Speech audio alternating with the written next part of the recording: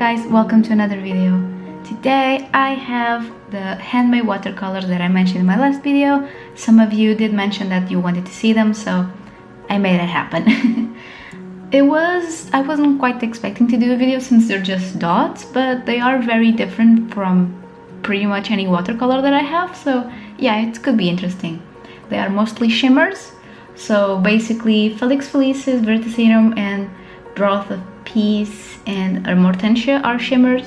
Then Polyjuice and Scalogro and the dot that I got extra called Elizabeth are normal colors.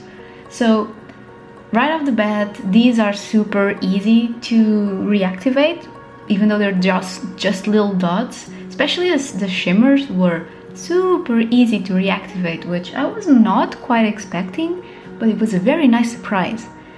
And they are very opaque. I pretty much use these as if they were more gouache than watercolor. They're not transparent at all. I don't know if that's a thing from handmade watercolors or just these watercolors. I'm not complaining, I did enjoy it, using it like more opaque. For example, I did not think I was going to use the white at all, and I ended up using it a little bit. It has a big dent in there.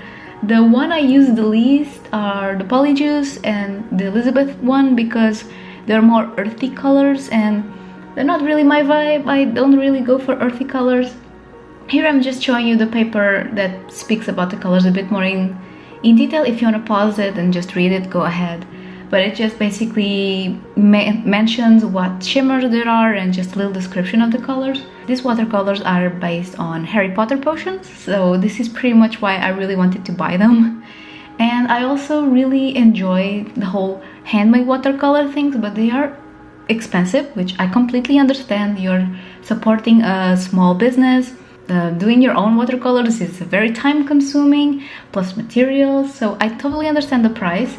But I'm kind of broke, so I went for the dots. They were like, I think 9 euros or something, so it was pretty cool. This is from Julia K Studio, and she also has a little sample thingy with a bunch of dots, random dots, and I only found out that after I placed my order. So if I completely looked at her store like I should, I would have probably just added that to my cart. It wasn't too bad, and I would be able to have a bigger range of colors, but I'm not displeased with the amount of colors that I have here. They're very specific palettes, so this, for example, I wouldn't use this to make like a full painting, but for a few things like this, it's pretty fun, and also to just try something that I never tried before, which was handmade watercolors. I pretty much went for hands in this because it was just something I could do any color and it doesn't really matter. I like to do hands of different colors, and yeah, it was pretty fun using the pigments that are shimmery to just do the whole hand. It looked very cool from certain angles. I changed the angles a lot in this video because I want to show you the shimmer as best as I can. So you'll see me just turn on a light, turn off a light, put the camera here, put the camera there. So I tried my best to show you how they were shimmering, but I don't think I could capture it just as right. Favorite colors were definitely Verticerum, which was a blue with a gold shimmer in it, and I just adored it. And the Broth of Peace, which is the darker blue, I really like that color, and I was not expecting it at all because, I don't know, it's just very deep and it has the shimmering that, I don't know, the shimmer itself, it's very subtle, but it's so beautiful. I will say that these colors do not lift as well. You see the little line that I have in the bottom hand. I was trying to lift it and I couldn't, so again, not sure if it's this or handmade watercolors in general. I'm actually going to try a few whenever they arrive. So I'm very excited to try those. And yeah, I'm doing this in the Etcher Lab sketchbook as well. I am getting more used to it, and like I said, I always mention it, but I will do a video properly about it with the unboxing and details and blah blah blah, all that good stuff. But I just really want to use a bunch of materials on it to just give you a good opinion.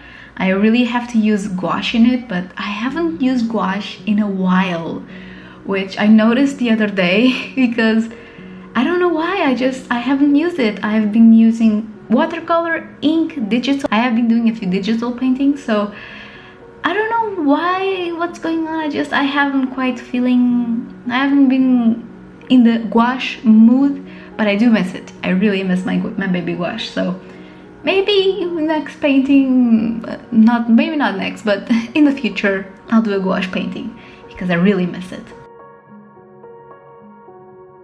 For this video, I really like doing hands, but I saw a couple of references that had snakes in the hands, and compositionally it looks amazing. But the issue is I am absolutely terrified of snakes. I think it's a phobia more than being afraid. I just cannot deal with them, and I would just please be proud of me because I had to stare at 2 snake references for this video. Be proud of me because it was giving me the heebie-jeebies. A side note, nothing to do with it, but a fun story. I was one day actually taking a little walk with some friends on a little field, and my friends, they were very like, oh, if the snake comes out, I'm going to scream. And I was like, yeah, please, snakes, don't come out, I'm scared of you. And as soon as my friend walks, and in front of me, a little tiny snake goes slithering, and I'm like, I feel like cold, and I'm like, please, I don't want to scare you, but a snake went behind you, and she was like freaking out and she ran. I was actually very proud of me for not freaking out as well. I was just in shock, I think, because I cannot deal with them. Spiders, they creep me out, they're gross, but I wouldn't call it like a phobia. Now snakes, oh god, I cannot. I don't know why. I haven't touched one before. In a medieval fairy, and I was like, haha, I touched a snake, but no, I cannot. It's too scary for me. Whatever. Having that aside, this one is very messy. The snake. That's pretty much why I did a new one, a second one that you're going to see in a few seconds. I was just finding the scales super messy. I was not looking at the reference, how the snake was, and the snake that I was looking at was actually an albino one, so you couldn't quite see how the scales worked, so I kind of had to wing it, and I did a mess. It's messy, so I was like, nope, I'm gonna do another one.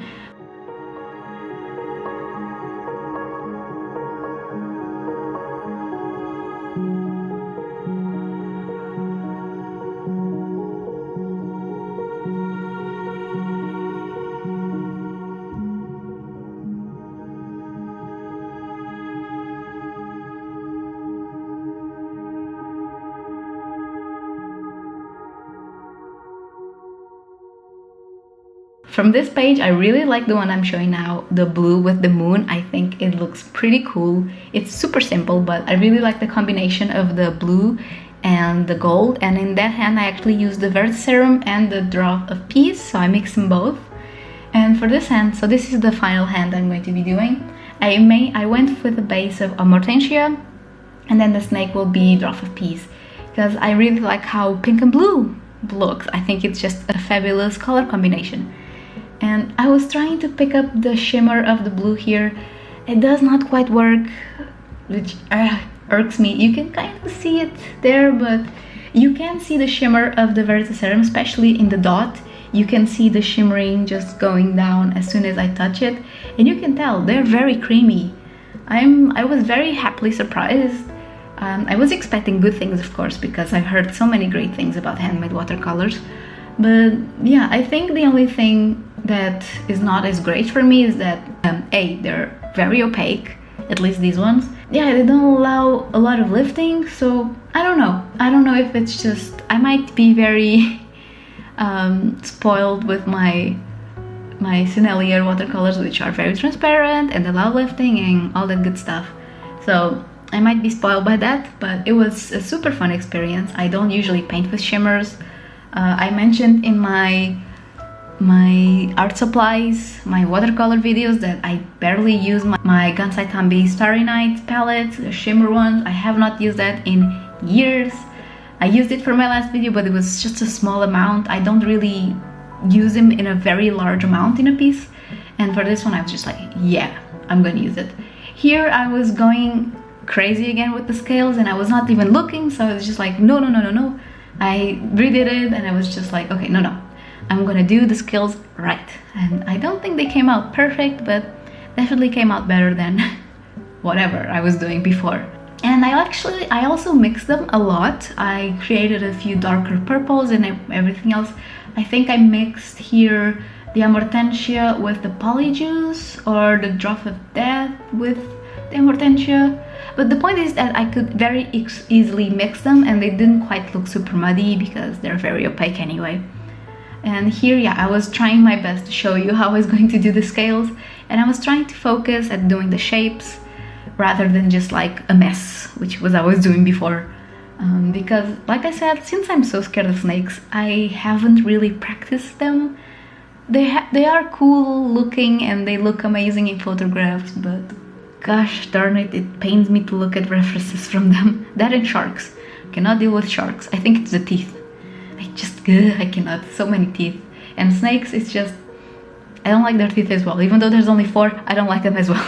I was super impressed as well with the white. It was very cool looking and it was very opaque. So I was using it to do a few details, but I ended up having to go with an acrylic pen at the end just to pump it up, especially in the leaves, because they dried very transparent. You can already see in the bottom. I have to go maybe 2 or 3 times with the white there.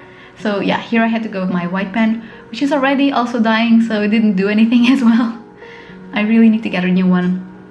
These ones actually get a refill, so I need to get them that. So this is pretty much the end of the video. I just want to say thank you so much for watching, and thank you for everyone that commented on my last video.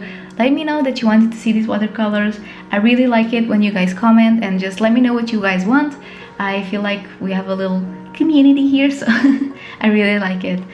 Remember to please like, subscribe, leave a comment, all that good stuff. Check out my Instagram, my shop, and you also have my Skillshare with the 2 months free link down below as always. So thank you so much for being here, and I'll see you in my next video. Bye!